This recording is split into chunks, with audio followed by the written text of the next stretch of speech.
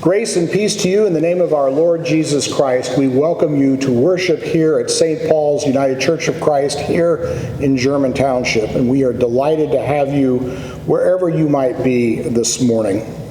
It's the 10th Sunday following Pentecost, and we have a couple of announcements as we move into our time of worship. First of all, if you have not seen the new sign that's out in front of the church, I would commend that to your attention. It looks great. And we're just now learning how to best use it. So if you have any concerns or comments about how it's being used thus far, hang tight. People are learning. We'll get better at it. But we are excited to have this opportunity to message to all those cars that pass by us here on Highway 65. And we are grateful for all who participated in making that possible. We still have a little time left to get your pictures in for the back-to-school blessing. If you have a student in your life who will be going back to school this fall in any fashion, either in person, through virtual learning, or homeschooling, and at any level of schooling whatsoever, we would love to have their pictures and include them in our service that is coming up here in just a couple of Sundays.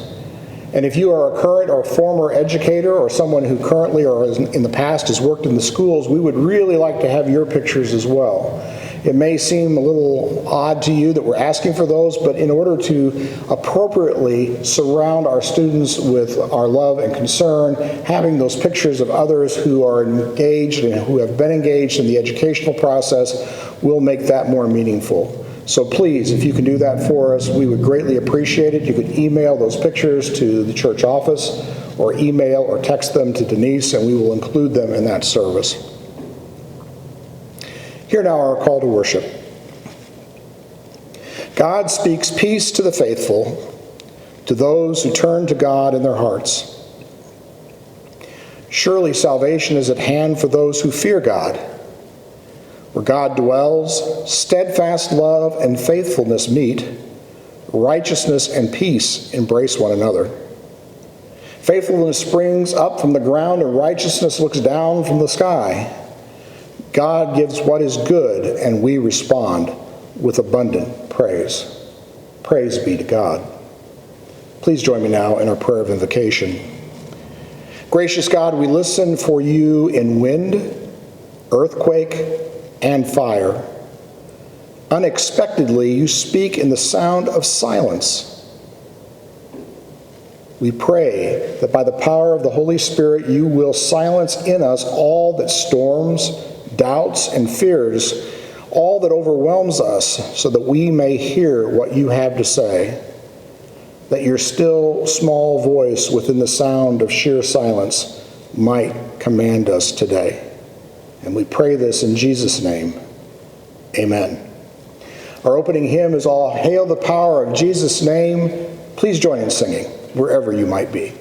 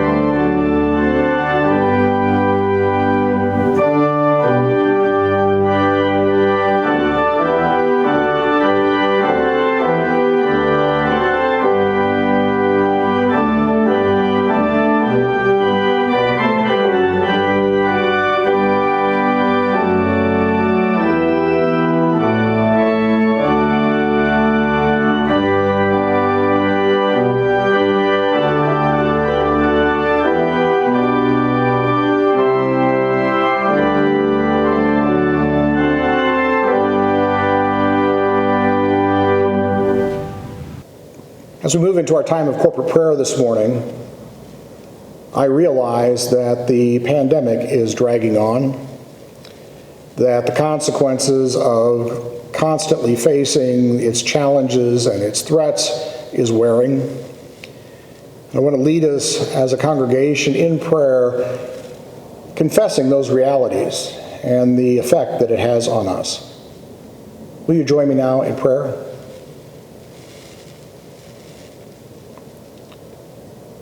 Life-giving God, as we gather in your presence, we are at a loss for words. We have no good way to begin to express all of our concern for all the needs that we see and for the needs that you see, but that we cannot. We are overwhelmed. We cannot begin to name everything that's on our heart. We become numb and insensitive when we try. Yet we know we are called to be faithful in prayer. So in our weakness, we turn our cares and the needs of the world over to you. We ask that you would know the desires of our hearts for so many situations, even though words may fail us now. Refresh us so that we might be strengthened spiritually to be able to be more thoughtful in prayer, more sensitive to the needs of others, to your call on our lives. And hear us as we join our voices with sisters and brothers throughout the world as we pray the prayer that Jesus taught us when we say, Our Father, who art in heaven, hallowed be thy name. Thy kingdom come, thy will be done, on earth as it is in heaven. Give us this day our daily bread, and forgive us our debts as we forgive our debtors. And lead us not into temptation, but deliver us from evil. For thine is the kingdom, and the power, and the glory forever. Amen.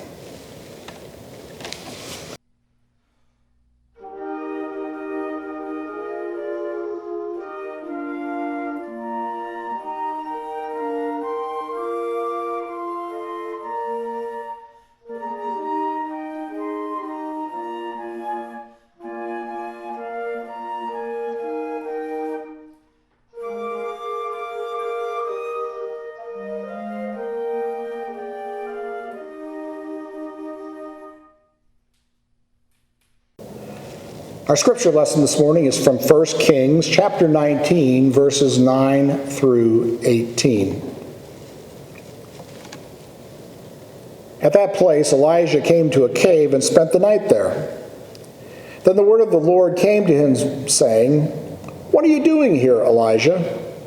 He answered, I've been very zealous for the Lord, the God of hosts, for the Israelites have forsaken your covenant, thrown down your altars, and killed your prophets with the sword. I alone am left, and they are seeking my life to take it away. God said, Go out and stand on the mountain before the Lord, for the Lord is about to pass by. Now there was a great wind, so strong that it was splitting mountains and breaking rocks in pieces before the Lord. But the Lord was not in the wind. And after the wind, an earthquake. But the Lord was not in the earthquake. And after the earthquake, a fire. But the Lord was not in the fire. And after the fire, a sound of sheer silence.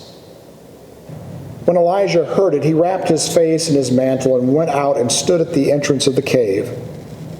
And then there came a voice to him that said, What are you doing here, Elijah?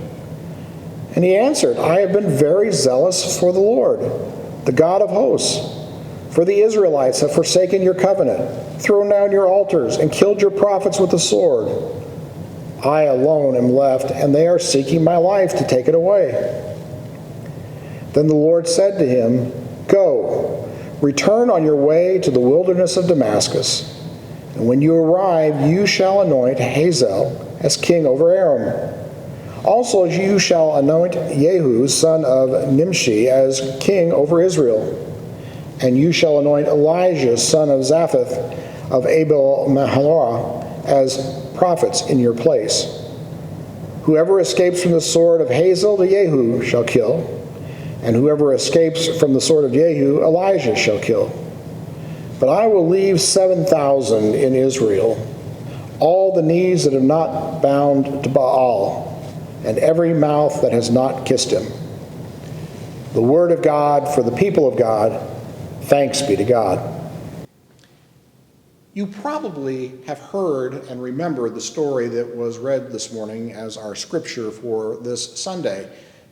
It is a part of a story that is a larger event where the prophet Elijah is now on the run. And he's on the run because he's gotten into a pickle for listening to what God had him do. And most recently, he's had a throwdown with the 500 prophets of Baal, the pagan god that was being worshipped by Queen Jezebel and her general Ahab. And if you remember that story, which precedes this, he was able to do something that they were not able to do after praying to Baal for the whole day, and that was to have fire come down from heaven and burn the offering that was laid on the altar, even though after the prophets of Baal had given up, Elijah said, soak it with water several different times, and he was still able to have his God, Yahweh, our God, rain fire down on that altar and burn the sacrifice, and all those prophets of Baal were killed. Now, Ahab witnessed all this, but when he reported it to Jezebel, Jezebel said, who'd already been having some problems with this upstart, Elijah, said, I want him to be killed. And she threatens him and sends people out to find him and capture him and kill him for having the audacity to do this thing. So he's on the run, and he goes through the desert, and he has adventures there and almost starves to death. But eventually, God tells him to go ahead to this particular place and wait. So we pick up the story today with Elijah in that cave where God told him to be. And, well, we'll come back to that story in just a second and look at it in some detail. But first, I want to introduce a concept that I know I talked about several years ago here at St. Paul's, and I want to get it back into your mind again because it will be important for understanding the scripture this morning. And that's the concept of signal in the noise. Let me say that again. Signal in the noise. And originally that concept came from the early days of radio transmissions where people would listen for the telltale signs of Morse code being transmitted among all the static that would be out there, and the natural things just happen to radio signals from the sun's rays, magnetic fields from the earth, and those sorts of things.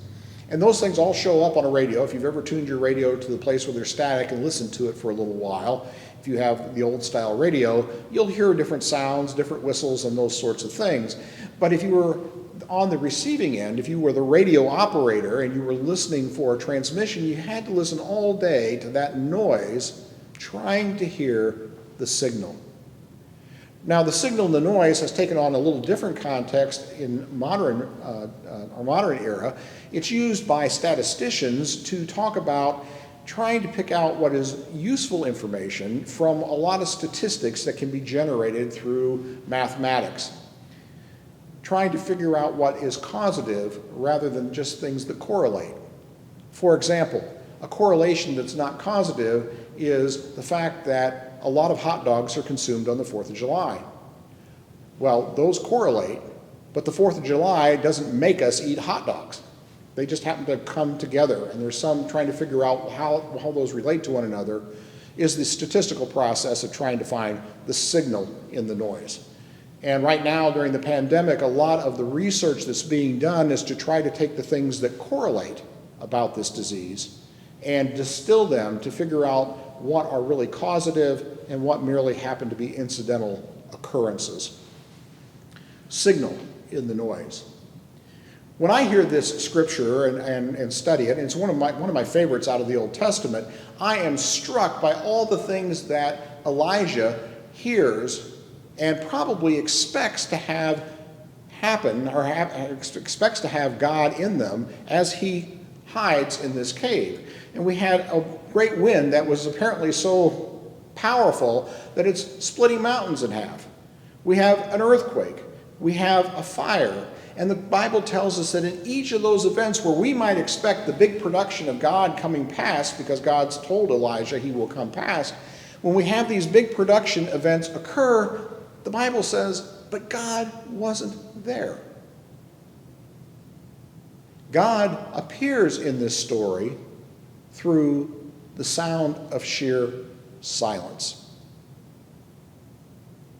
Or in some of your translations, a still small voice. It can be translated either way. The big events are not where God is speaking to Elijah or appearing to Elijah. It is in the quiet. Which, of course, tells us how vitally important to our Christian faith our prayer life is. To find a place and a time where we are not hearing the noise, or at least as much as we usually do, and can be quiet not only audibly, but also in our spirits. To be able to see if we can hear God's signal in the midst of all that noise. Now, in our modern day, there certainly is plenty of noise to go around. And you can name, if you think about it, the noises in your life. If you have small children, that could be a noise. Ours certainly were when they were young. Not unpleasant, nothing wrong with them, but that can be a distraction if you're a parent of young children. It could be what you're hearing at the workplace. It could be what you are hearing on political programs, of which we are certainly going to hear a lot more of as we get closer to the election this year. There's going to be a lot of noise. I guarantee it. It could be the noise of what you see posted on social media. It could be just the demands that you feel, the pressure you feel to keep up with the Joneses. And I hope none of you literally live next to the Joneses, but you get the point. Or the other pressures that modern society places on us. We are so prone to give in to those pressures and listen to the noise and be led accordingly that it is helpful, I think, to come back to the scripture time and time again to recognize that while God occasionally does speak to us in a clap of thunder, I think, at least the figurative clap of thunder, more often than not, day in, day out, in our individual lives and even in the lives of congregations, it's that small voice or in the midst of that silence where everything else is stripped away that we can hear God talking to us.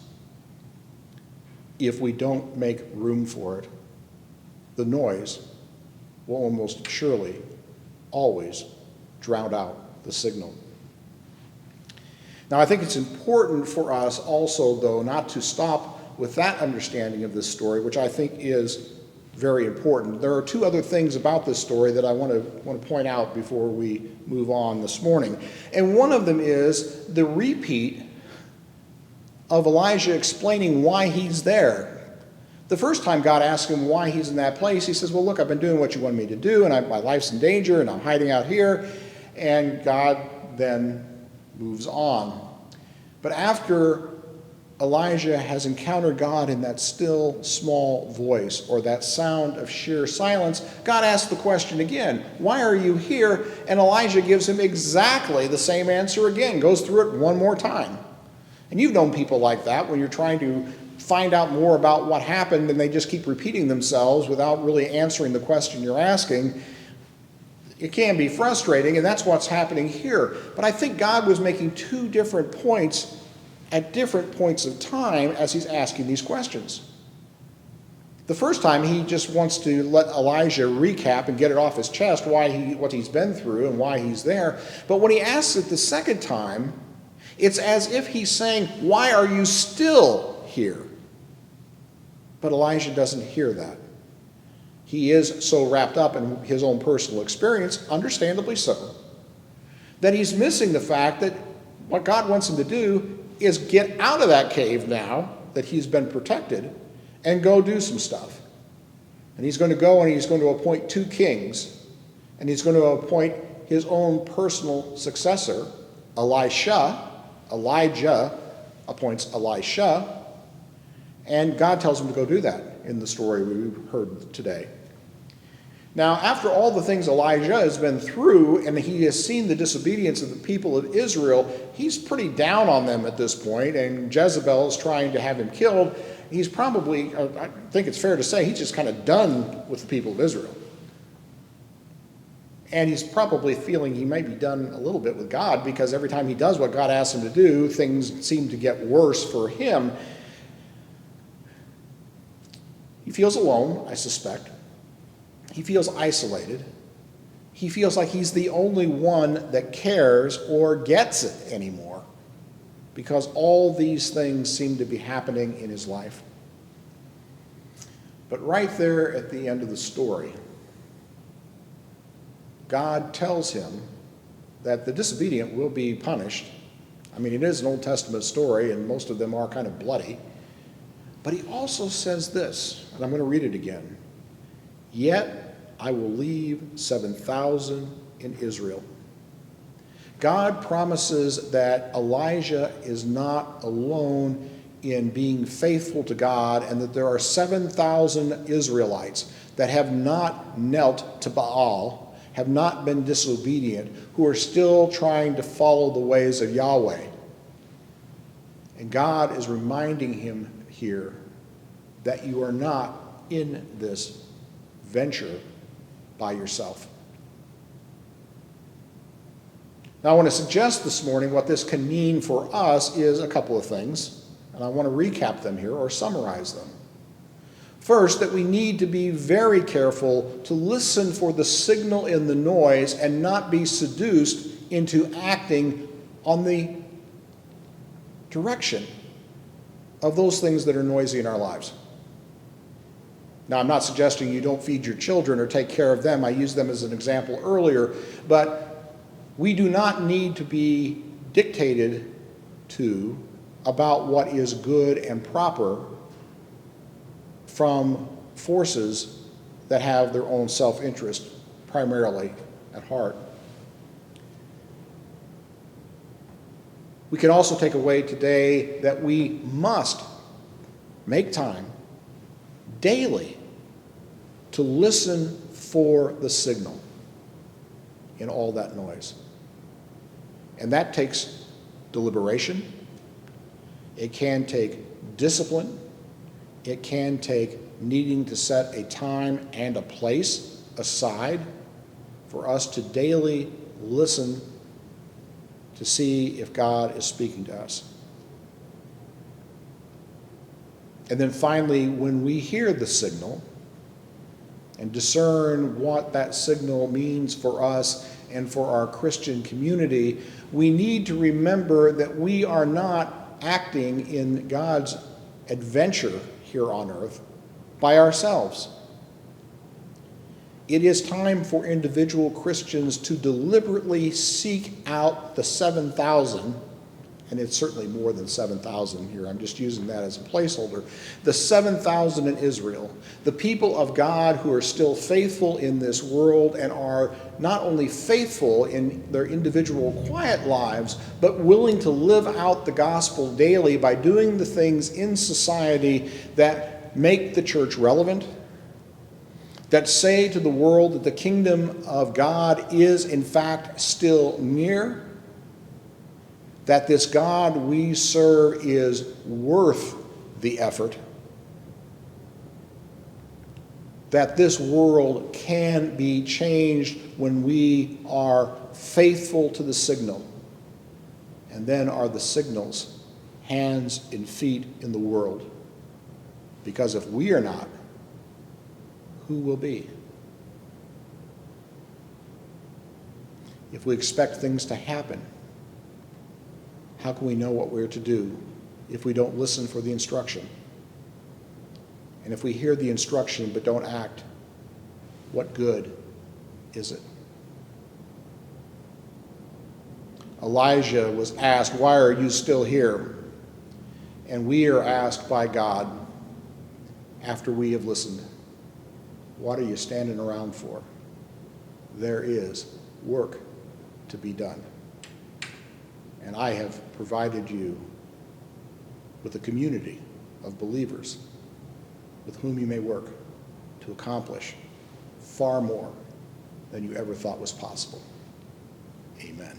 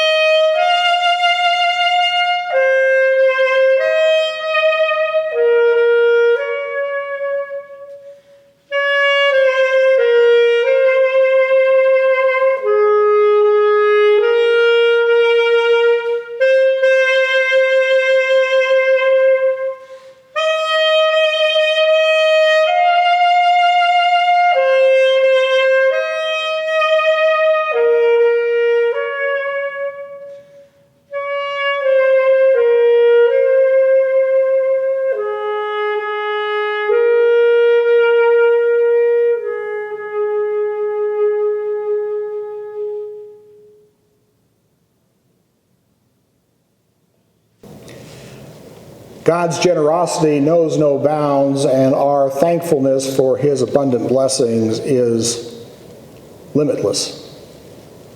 And as a faithful response to what God has done for us, we have brought our tithes and offerings to his service through this church. And we join in prayer now to dedicate those funds to the service of God's great purposes. Please join me now in prayer. Generous God, we thank you for your call and claim upon our lives. Because there is so much more we can become and so much more we can do, we pray that our faith will increase, that our practice of generosity will be enlarged, that our joy in believing will encourage others as we share with them the good news of Jesus Christ, in whose name we pray. Amen.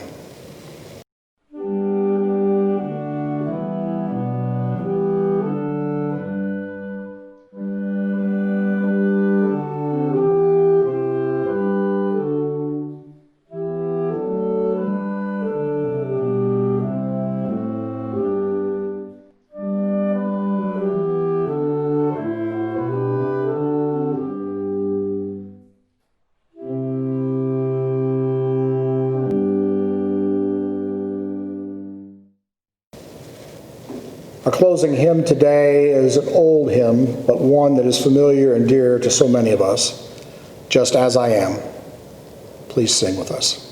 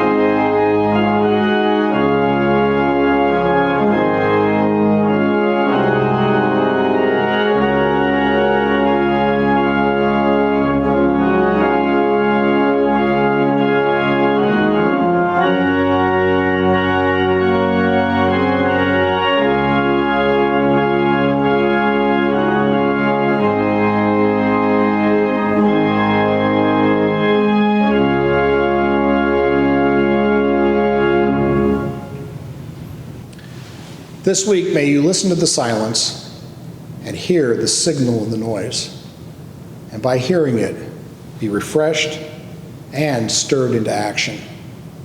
And now, in the name of God the Father, God the Son, and God the Holy Spirit, be safe, be at peace. Amen and amen.